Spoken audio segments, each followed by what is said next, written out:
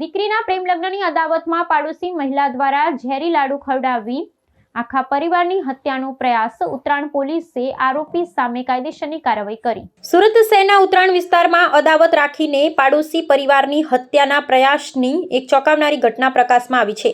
પ્રાપ્ત માહિતી અનુસાર ઉત્તરાણ સ્થિત શાલિગ્રામ સ્ટેટ્સમાં વસવાટ કરતા ગોરધનભાઈ ડોડા અને તેમના પરિવારજનોને પડોશમાં જ રહેતી એક મહિલા દ્વારા કથિત રીતે ઝેરી લાડુ ખવડાવીને જાનથી મારી નાખવાનું ષડયંત્ર રચવામાં આવ્યું હતું.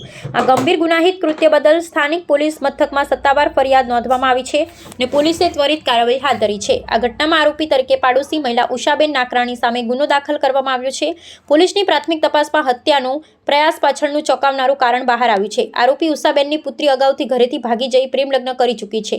ઉષાબેનને દ્રઢ શંકા હતી કે તેમની દીકરીને ભગાડવા પાછળ અને પ્રેમ લગ્ન કરાવવામાં ગોરધનભાઈના પરિવારે છુપી મદદ કરી છે.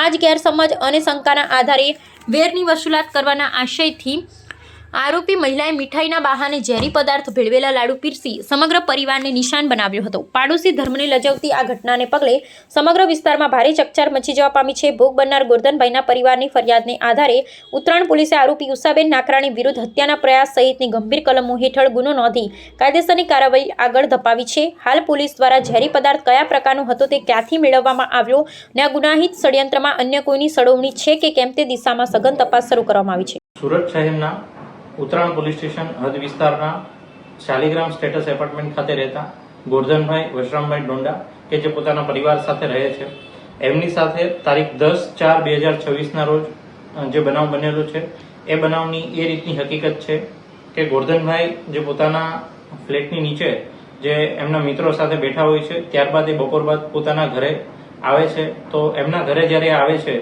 તો એમના જે એપાર્ટમેન્ટ જે છે એના દરવાજે જે લોખંડની ગ્રીલ છે અને લાકડાનો દરવાજો, આ બંને વચ્ચેના ભાગમાં એક ટ્રાન્સપરન્ટ જે પ્લાસ્ટિકની પોલિથીનની બેગ હોય છે, જે બેગની અંદર એક પીળા કલરનો લાડવો અને બીજો ચૂરમું જે બનાવેલો લાડવો હોય છે એ ત્યાં પડેલો હોય છે. એટલે ગોરધનભાઈને એવું થાય છે કે આ જે કોઈ પ્રસાદી છે એ પોતાના ઘરની બહાર મૂકી ગયું છે અને પોતાના ઘર માટેની આ પ્રસાદી છે. એટલે એ પ્રસાદી લઈ અને ગોરધનભાઈ જે છે એ પોતાના ઘરે જાય, અંદર પ્રવેશ કરે છે. અંદર એમના પત્ની, એમના દીકરાની વહુ અને એમની પૌત્રી આ પણ હાજર હોય છે. એમાં ગોરધનભાઈ જે છે આ પ્રસાદી જે છે એની અંદરથી થોડો જે પ્રસાદી છે એ ગ્રહણ કરે છે અને એમના દીકરાની વહુ પણ જે છે એ આ પ્રસાદી થોડી લે છે. એમના ગોરધનભાઈના ધર્મપત્ની અને એમની પૌત્રી જે છે આ પ્રસાદી લેતા નથી. હવે આ પ્રસાદી લીધા બાદ ગોરધનભાઈ જે છે એ ફરીવાર પોતાના મિત્રો સાથે બેસવા માટે નીચે ચાલ્યા જાય છે. થોડીવાર પછી એમની તબિયત જે છે એ બગડે છે અને એમને એ બેભાન અવસ્થામાં હોય છે. એટલે એમના મિત્રો જે છે તાત્કાલિક સુરતની જે ખાનગી હોસ્પિટલ છે એમના ખાતે એમને લઈ જવામાં આવે છે અને પરિવારને આ બાબતની જાણ કરવામાં આવે છે. થોડા સમય બાદ એમના દીકરાની જે વહુ છે એમને પણ આ પ્રસાદી લીધી હોવાથી એમની પણ હાલત જે છે એ બગડે છે અને એમને પણ એ જ રીતે ખાનગી હોસ્પિટલ ખાતે સારવાર માટે ખસેડવામાં આવે છે.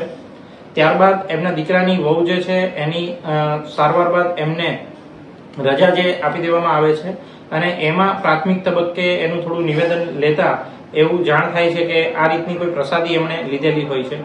ત્યારબાદ ગોરધનભાઈ જે છે એમની જે તબિયત જે છે એ સ્થિર થતા એમને પણ જ્યારે હોસ્પિટલમાંથી રજા આપવામાં આવે છે અને આ બાબતે જ્યારે એમના પરિવાર સાથે ચર્ચા કરી અને જ્યારે એમનું નિવેદન લેવામાં આવે છે ત્યારે એમને આખી વિગતવારની જે હકીકત છે એ સામે આવે છે કે એમણે જે પ્રસાદી પોતાના ઘરની અંદર લઈ ગયા એ પ્રસાદીના લાડવાની અંદર કોઈ એવું તત્વ હતું કે જેના લીધે આ જે છે એ એમની સાથે જે છે એમની તબિયત આ રીતની ખરાબ થાય છે.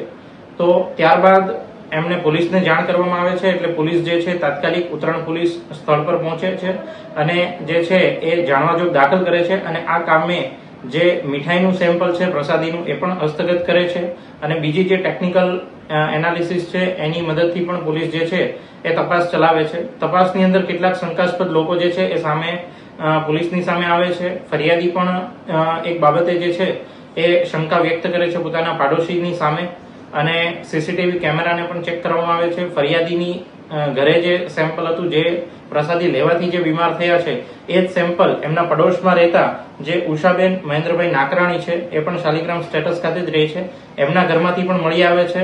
આ શંકાસ્પદ વસ્તુ છે. એટલે એ નમૂનો પણ FSL ખાતે જે છે એ સેમ્પલિંગ માટે જે છે મોકલવામાં આવે છે. ત્યારબાદ આ કામે જે ઉષાબેનનું નિવેદન લેવામાં આવે છે, તો એ પૂછપરછની અંદર એ પોતાની આ જે ગુનો છે એ સ્વીકાર કરે છે.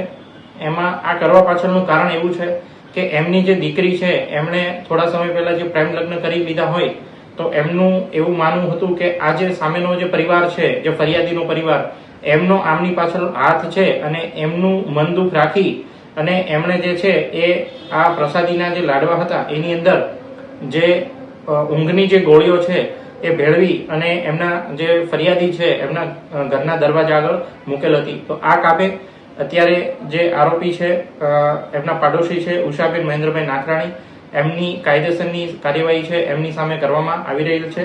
અને જે ઉત્તરાયણ પોલીસે જે છે એ તાત્કાલિક આ ગુનાના કામે પોતાના તપાસની ટીમ છે એને એક્ટિવ કરી અને આ ગુનાનો જે છે એ ભેદ અત્યારે ઉકેલી નાખેલો છે.